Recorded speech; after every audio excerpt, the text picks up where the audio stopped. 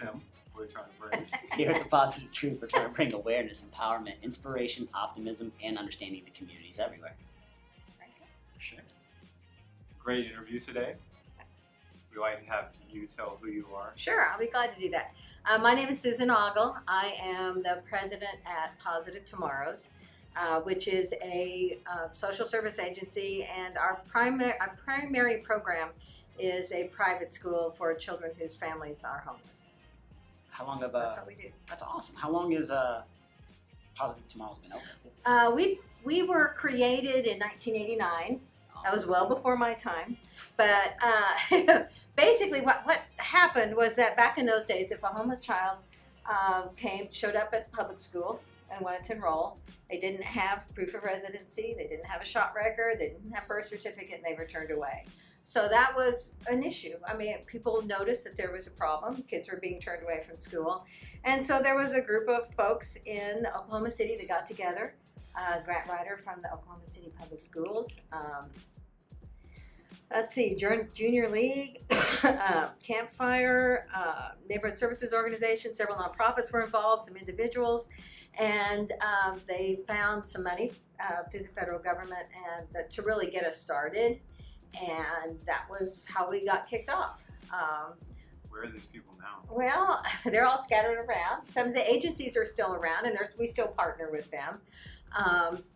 And really at the very beginning, we were a very transitional school. Kids were here for just a matter of days, maybe a couple of weeks while we helped them get all their documents, and then they moved into public school.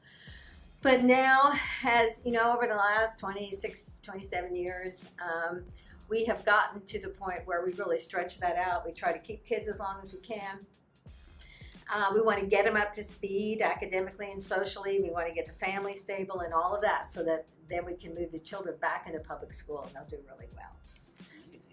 Yes. How long did that trend, like, I feel like that was a conscious decision. Yes, it absolutely was. Well, part of it, there was a change. I've been at Positive Tomorrows for 9 years, and about 3 years before that, there was really a change in our funding structure, which had to do with No Child Left Behind.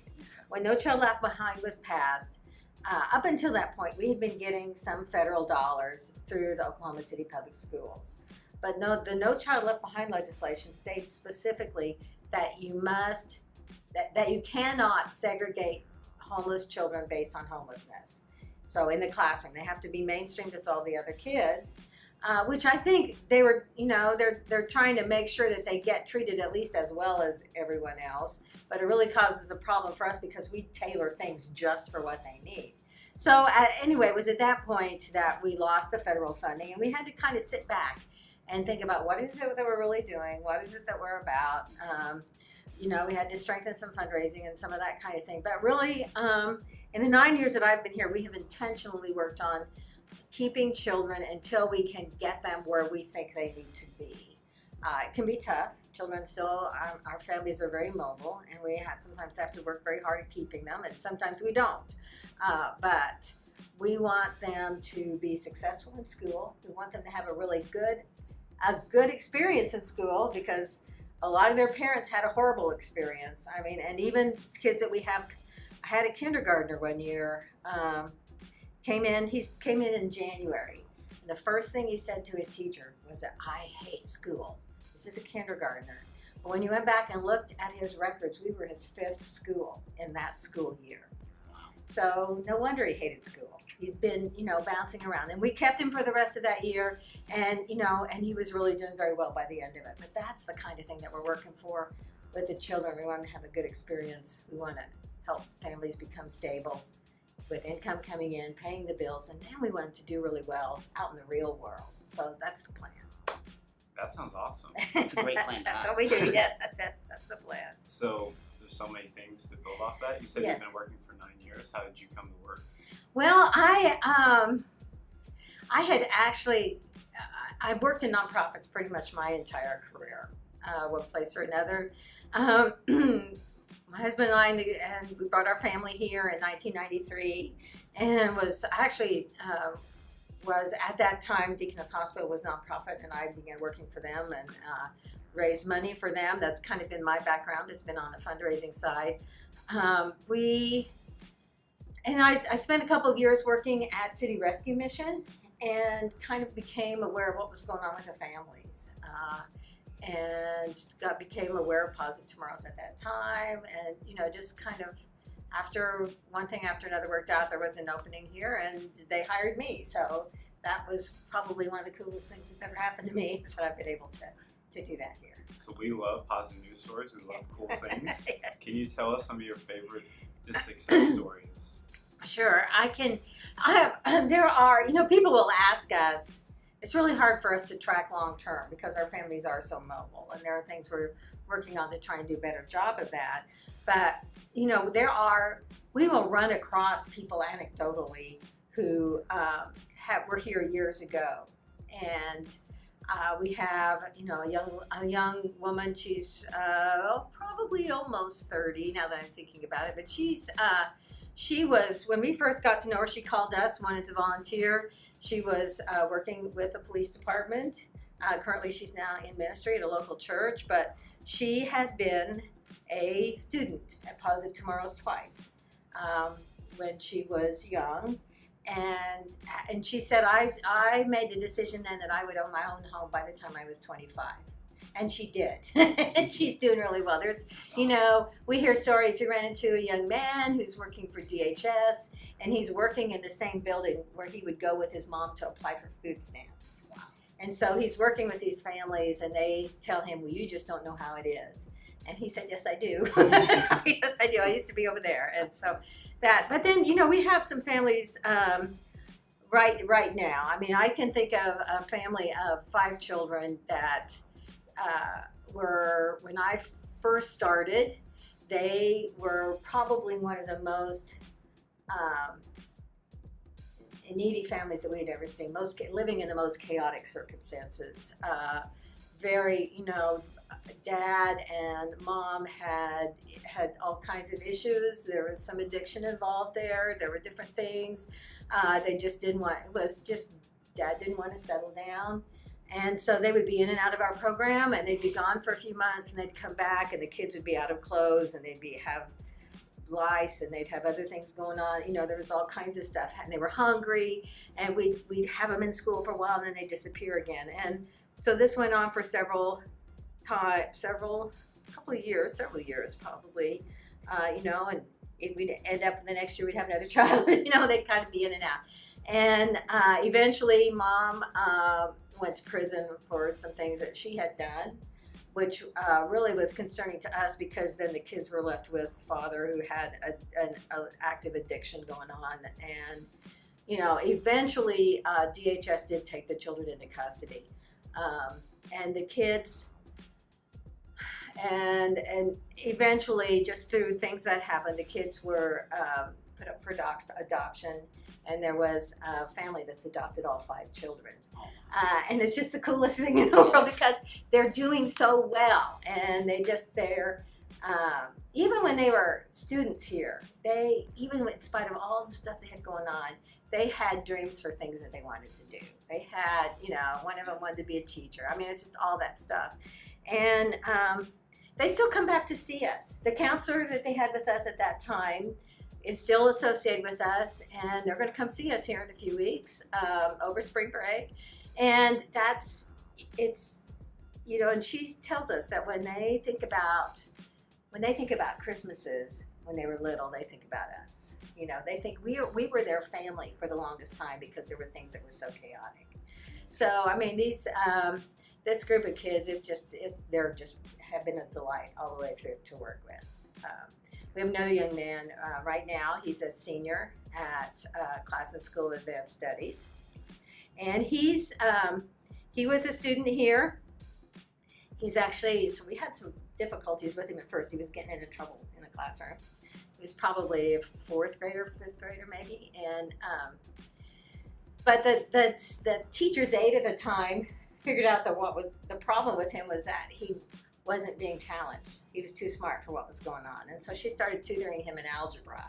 And we started giving him extra things to do. Yes, yeah, he was. We were talking about multiplying right before he got here. Yeah, there we go. Well, he was doing his algebra, so he was doing that. And she had graduated from Classen School of Advanced Studies and went over and talked to the principal, and I worked with him, and I had him apply, and he was accepted over there. He's a senior now, and is on a path to graduate from there and go to college and do what's to be a psychologist, a child psychologist, I believe. And he comes back now and volunteers with our students. So again, he's here at least weekly, maybe a couple times a week, volunteers with our kiddos, and does a great job. So those are the kinds of things that we see, and it really warms my heart. I know it does for all the staff too. We're able to do that. Yeah, that's awesome. Yeah, all very of the cool stories. Yes. Yeah, they were That's amazing. right. That's right. So I know I heard a rumor about a building. Yeah. We have, part of the thing that's going on with us in this building, we have room for max 74 kids. That's all. I couldn't squeeze in another child here if I wanted to, because we've tried. We tried. And I mean, we just don't have the room. And yet, we turn away children every year. We try. I believe so far this school year, we've turned away about 60 children. Last year, we turned away about 100. And those are the kinds of things that, because we just don't have room, and some of the other resources that we need to be able to serve all the kids that we'd like to. And we don't really even market ourselves. We don't really have to, because there are so many children out there that need our services. This new building that we're in the process of raising money for, will allow us to double the number of children that we serve to 140. It will give us a gym. It will give us a real cafeteria. It will give us a lot of things that we really need. And we're just so excited about it. The teachers can hardly believe it's true. We have one staff restroom for 30 staff people, which is not enough. So the staff's really excited about having more than one bathroom, so that's a good thing. But, it's just we've really just squeezed along as well as we can in a situation that we just didn't have very many resources. So we have about another $1 million we need to raise. We're very close. The plans are all done. And we're hoping to break ground late spring, early summer. That's sort of where we are, but we're really excited about that. That leads us to the next two questions. Uh-huh.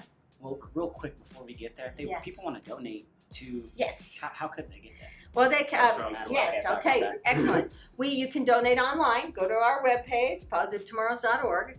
There's a donate button there. You can send a check to us, PO Box 61190 here in Oklahoma City, and the zip code is 73146. Or call us, and we'll tell you how. There's just a lot of different ways that we can do it. We actually didn't tell you this before we started, but we sell T-shirts. Okay. And Great. we donate all of the proceeds to sexual assault prevention, suicide prevention, Yes. you all. Okay, great. Yes. So buy a T-shirt. It helps us. Yeah, that'll help. Absolutely. Absolutely. That's right. That's right. Talk about rumors. There's a basketball player. Yes. We're in Oklahoma named Yes. Kevin Durant. Yes. We've heard about his donation. Do Uh-huh. you want to expand on Yes. that? Well, sure. Kevin, this is really interesting because we have some people who are, all down on Kevin Durant, but not us. we love Kevin. I mean, and he still is connected to us. He's got a lot of things on his plate, of course, but he's really, I know that we're important to him. He initially came out, the first time he came out a few years ago was he brought shoes. He brought his tennis shoes, his basketball shoes. I better watch out what I say. But he brought his basketball shoes and he had them sized for each of our students in the school, right sizes, and he had a pair of socks for each child. And so they came out at Christmas time and gave all those shoes to our children. And I'll never forget watching Kevin Durant crawl around on the floor with those kids, putting shoes and socks on the feet of our children. He, some of those feet were pretty stinky, but he helped put new socks on them, tied their shoes up. He, from classroom to classroom, he was helping to do that. So that was just a really cool thing. So that's pretty awesome. Yeah, it is. It's very cool. To have one of the best basketball players in the world put, socks and shoes on Shoes your on feet. your kids, Well, yes, it was that's very a story cool. to tell, for sure. And big old guy crawling around the floor of our kindergarten room. It's just, yeah. So I think there was one year he brought Christmas gifts for all the kids. I mean, there was that's sort of how it got started.